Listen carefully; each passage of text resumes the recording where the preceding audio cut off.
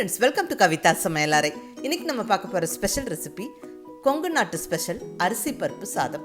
ஒரு சிம்பிளான ரெசிபி தாங்க, பட் ரொம்ப நல்லா டேஸ்ட்டாக இருக்கும். எங்கள் கோயம்புத்தூர்காரங்களுக்கு விசுக்குன்னு குயிக்காக ஏதாவது செய்யணும்னு யோசிக்கும் போது டக்குன்னு எங்கள் மனசில் தோன்றது அரிசி பருப்பு சாப்பாடு தாங்க. பிரியாணி அடிக்கடி செய்கிறோமோ இல்லையோ, கண்டிப்பாக அரிசி பருப்பு சாதம் எங்கள் வீடுகளில் அடிக்கடி செய்வோம். தேவையான பொருட்கள்னு பார்த்திங்கன்னா வீட்டில் இருக்கிற பேசிக் இன்க்ரீடியன்ட்ஸ் தாங்க. அது மட்டுமே வச்சு ஜம்முன்னு ஒரு 10-15 நிமிஷத்தில் நம்ம செஞ்சு அசத்திடலாம். எல்லாருமே விரும்பி சாப்பிடுவாங்க. ஒரு ஹோல்சம் மீலாகவும் இருக்கும். ஏன்னா இதில் அரிசி பருப்பு கூட ஒரு நல்ல பொரியலும் கம்பைன் பண்ணும்போது ஒரு ஹோல்சம் மீலாகவும் இருக்கும். இந்த அரிசி பருப்பு சாதத்துக்கு எல்லா விதமான பொரியலும் சூட் ஆகும். சிம்பிளாக அப்பளம் ஊறுகாய் வச்சுட்டு சாப்பிட்டாலும் நல்லாயிருக்கும். தயிரோட கம்பைன் பண்ணி சாப்பிட்டாலும் ரொம்ப நல்லாயிருக்குங்க. பட் காமனாக இங்கே கோயம்புத்தூர் சைடு இந்த உருளைக்கிழங்கும் கத்திரிக்காவும் சேர்த்து போட்டு பொரியல் பண்ணுவோம். அது செம்ம காம்பினேஷனாக இருக்குங்க. இன்றைக்கி அந்த 2 ரெசிபியை தான் இன்றைக்கி உங்களோட ஷேர் பண்ணிக்க போகிறேன். நல்ல ஒரு சுவையான அரிசி பருப்பு சாதம் கூடவே கத்திரிக்காய் உருளைக்கிழங்கு பொரியல், ரெண்டுமே ரொம்ப சிம்பிளுங்க. புதுசாக சமைக்க பழகிறவங்களும் ஜம்முன்னு செஞ்சு அசத்திடலாம். ஸோ மிஸ் பண்ணாமல் ட்ரை பண்ணி பாருங்கள். வாங்க ரெசிபி எப்படின்னு பார்க்கலாம். அரிசி பருப்பு சாதத்துக்கு ஃபஸ்ட்டு ஸ்டெப்பாக நம்ம அரிசியும் பருப்பும் அளந்து எடுத்துக்கலாங்க. இங்கே 250 கிராம் அளவுக்கு, அதாவது ஒரு பெரிய கப்பில் 1 கப் அளவுக்கு அரிசி அளந்து எடுத்துருக்கிறேன். இது வீட்டில் டெய்லி நார்மலாக சாதம் வைக்கிறதுக்கு யூஸ் பண்ணக்கூடிய பார்பாயில்டு பொன்னி ரைஸ் எடுத்துருக்கிறேன். அடுத்ததாக அதில் 3ல் 1 பங்கு, அதாவது இந்த பெரிய கப்பில் 1/3 கப் அளவுக்கு நான் துவரம் பருப்பு எடுத்துக்கிறேன். இது ரெண்டும் போட்டு நல்லா ஒரு 2-3 வாட்டி கழுவிடுவோம். கழுவிட்டு நல்ல தண்ணி விட்டு ஊற வச்சிடலாம். ரொம்ப நேரம் ஊறணும் நல்லா அவசியம் இல்லை. அந்த வெங்காயம் தக்காளி எல்லாம் வெட்டி போட்டு வதக்கிட்டு இருக்கிற அந்த டைம் வரைக்கும் ஊறுனா போதும். ஒரு 10-15 நிமிஷம் ஊறட்டும்.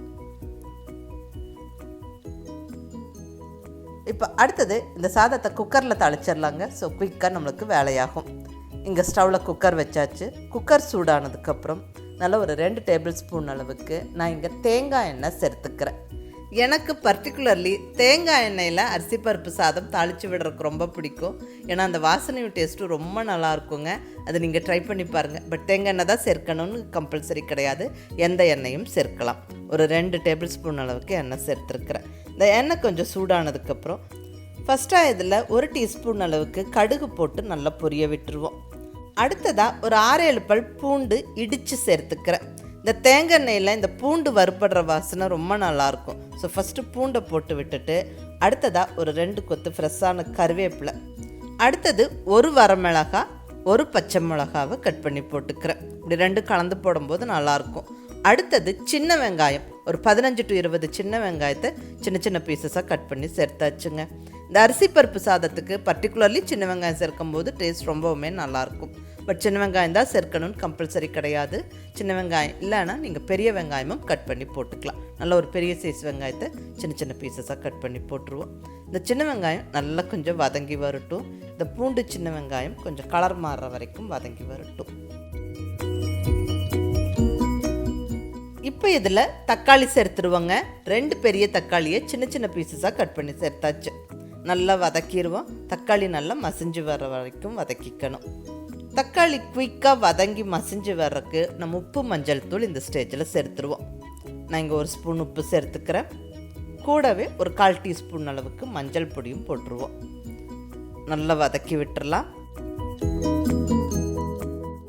ஒரு 2-3 நிமிஷத்தில் தக்காளி நல்லா மசிஞ்சிரும். மூடி வச்சும் வதக்கலாம். பாருங்கள், தக்காளி நல்லா வதங்கிருச்சு. இந்த ஸ்டேஜில் காரத்துக்கு நம்ம சாம்பார் பொடி சேர்த்துக்குவோங்க. இங்கே 1 டேபிள் ஸ்பூன் அளவுக்கு சாம்பார் பொடி சேர்த்துக்கிறேன். இந்த சாம்பார் பொடி நம்ம செய்யும் போதே மல்லி, சீரகம், மிளகு, பெருங்காயம் எல்லாம் சேர்த்துருப்போம். ஸோ நல்ல கமகமன்னு வாசனையோட சாம்பார் பொடி சேர்த்தாச்சு. வெறும் மிளகாய் பொடி விட சாம்பார் பொடி தான் பெஸ்ட் ஆப்ஷன். சாம்பார் பொடியோட ரெசிபி எல்லாம் ஆல்ரெடி அப்லோட் பண்ணிட்டேங்க. வேணுங்கிறவங்களுக்கு கீழே டிஸ்கிரிப்ஷனில் லிங்க் கொடுத்துருக்குறேன். அடுத்தது தேங்காய், ஒரு 2 டேபிள் ஸ்பூன் அளவுக்கு பொடியாக சின்ன சின்ன பீசஸாக கட் பண்ணின தேங்காய் சேர்த்துக்கிறேன். இது என்னுடைய ஸ்பெஷல் டச்சுங்க.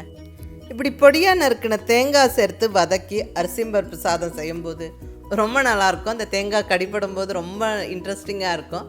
அதை நீங்கள் கண்டிப்பாக மிஸ் பண்ணாமல் ட்ரை பண்ணி பாருங்கள். பட் இது ஆப்ஷனல், வேணும்னா சேர்த்துக்கலாம், இல்லைன்னா ஸ்கிப் பண்ணிக்கலாம். பட் இது ஒரு ஸ்பெஷல் டச்சாக இருக்கும். நீங்கள் ட்ரை பண்ணி பாருங்கள். இப்போ அரிசி பருப்பு வேக வைக்கிறதுக்கு தண்ணி சேர்த்துக்கலாங்க. நான் இங்கே 3 டம்ளர் அளவுக்கு தண்ணி சேர்த்துக்கிறேன். எந்த டம்ளரில் நம்ம அரிசியும் பருப்பும் அளந்து எடுத்துக்கிட்டோமோ அந்த டம்ளரில் 3 டம்ளர், அதாவது 1 டம்ளர் அரிசி, அதில் 3ல் 1 பங்கு அளவுக்கு பருப்பு எடுத்திருந்தோம். ஸோ அரிசி பருப்பு மொத்தமாக சேர்ந்து கொஞ்சம் குலைவாக வெந்து வரக்கு 3 கப்பு தண்ணி சரியாக இருக்கும். தண்ணி சேர்த்து நல்லா கலந்து விட்டாச்சு. இப்போ நம்ம தேவையான அளவு உப்பு போட்டுடலாங்க. ஏற்கனவே தக்காளி வதக்கும் போது உப்பு போட்டிருந்தோம், அது ஞாபகம் வச்சுட்டு மீதி உப்பை சேர்த்தாச்சு. நல்லா ஒரு வாட்டி கலந்து விட்டுட்டு ஒரு கைப்பிடி அளவுக்கு பொடியாக நறுக்குன்னு கொத்தமல்லி இலையை போட்டு விட்டுருவோம். இந்த ஸ்டேஜ்லேயே கொத்தமல்லி இலையும் போட்டுருவோம், ரொம்ப நல்லாயிருக்கும் வாசனை. நல்ல ஒரு வாட்டி கலந்து விட்டுருவோம். தண்ணி கொதித்ததுக்கப்புறமா நம்ம அரிசியை சேர்த்துக்குவோம். பாருங்கள், தண்ணி கொதிக்க ஸ்டார்ட் ஆகிடுச்சு. இப்போ இந்த ஸ்டேஜில் நம்ம கழுவி ஊற வச்சுருக்கிற அரிசியும் பருப்பும் சேர்த்துருவோம். அவ்வளோதாங்க. இதுக்கு இப்போ தேவையான பொருட்கள்னு பார்த்தா வெங்காயம், தக்காளி, பூண்டு வதக்கணும், கொஞ்சம் சாம்பார் பொடி போட்டு தண்ணியை கொதிக்க வச்சு அரிசி பருப்பு சேர்த்தாச்சு.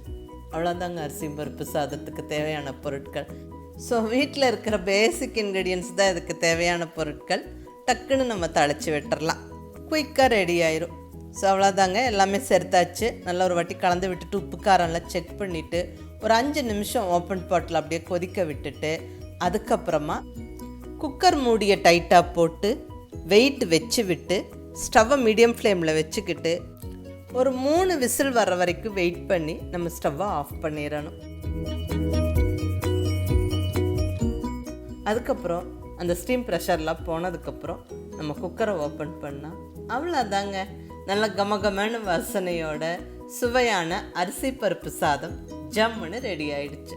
இது ரொம்ப ரொம்ப ஒரு குயிக்கான ரெசிபிங்க, டக்குன்னு பண்ணிடலாம். இதுக்கு எல்லா விதமான பொரியலும் ரொம்ப நல்லா சூட் ஆகும்.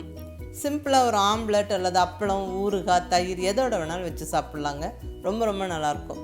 பட் எங்கள் ஊரில் இதுக்கு ஒரு பெஸ்ட்டான காம்பினேஷன்னு செய்யும்போது கத்திரிக்காய் உருளைக்கிழங்கு பொரியல் பண்ணுவோம். ஸோ அந்த ரெசிபியை தான் இன்றைக்கி உங்களோட ஷேர் பண்ணிக்கிறேன். இது ரொம்ப சிம்பிளுங்க. இங்கே 250 கிராம் கத்திரிக்காயை கொஞ்சம் சன்னமாக நீளமாக கட் பண்ணி தண்ணியில் போட்டு வச்சுருக்கிறேன். கூடவே உருளைக்கிழங்கும் சின்ன சின்ன பீசஸாக கட் பண்ணி தண்ணியில் போட்டு வச்சாச்சுங்க, 2 உருளைக்கிழங்கு. ஸோ இதெல்லாம் கருக்காமல் இருக்கிறதுக்கு வேண்டி இப்படி தண்ணியில் போட்டு வச்சுருக்குறோம். அடுத்தது தாளிக்கிறதுக்கு வெங்காயம், கருவேப்பிலை, 2 வரமிளகாவை உடச்சி வச்சுருக்கிறேன். இப்போ மீதி பொருட்கள் என்னென்னு நம்ம தாளிச்சிட்டே பார்த்துடலாம். இங்கே ஸ்டவ்வில் கடாய் வச்சாச்சு. கடாய் சூடானதுக்கப்புறம் 2 ஸ்பூன் எண்ணெய் விட்டாச்சுங்க. எண்ணெய் சூடான உடனே 1 டீஸ்பூன் கடுகு போட்டு நல்லா பொரிய விட்டுட்டு கூடவே 1 டீஸ்பூன் கடலைப்பருப்பும் சேர்த்து நல்லா பொரிய விட்டுறலாம். அடுத்ததாக 1 கொத்து ஃப்ரெஷ்ஷான கருவேப்பிலையை போட்டு நல்லா பொரிய விட்டுட்டு 2 வரமிளகாவை உடச்சி சேர்த்தாச்சு. அடுத்ததாக ஒரு சின்ன சைஸ் பெரிய வெங்காயத்தை சின்ன சின்ன பீசஸாக கட் பண்ணி போட்டாச்சுங்க. இதை நல்லா வதக்கி விட்டுருவோம். இந்த வெங்காயம் கொஞ்சம் கலர் மாறுற வரைக்கும் வதங்கி வரட்டும். ஒரு 2 நிமிஷம் நல்லா வதக்கிடுவோம்.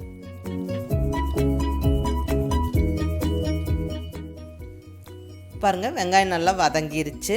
இப்போ இந்த ஸ்டேஜில் ஒரு 2 சிட்டிகை அளவுக்கு மஞ்சள் பொடி போட்டுருவோம்.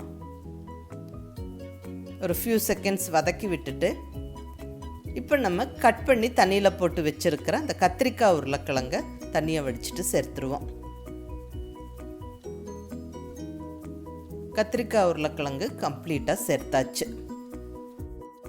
நல்லா 1 நிமிஷம் அந்த தாளிப்போடு சேர்த்து நல்லா கலந்து விட்டு வதக்கி விட்டுருவோம்.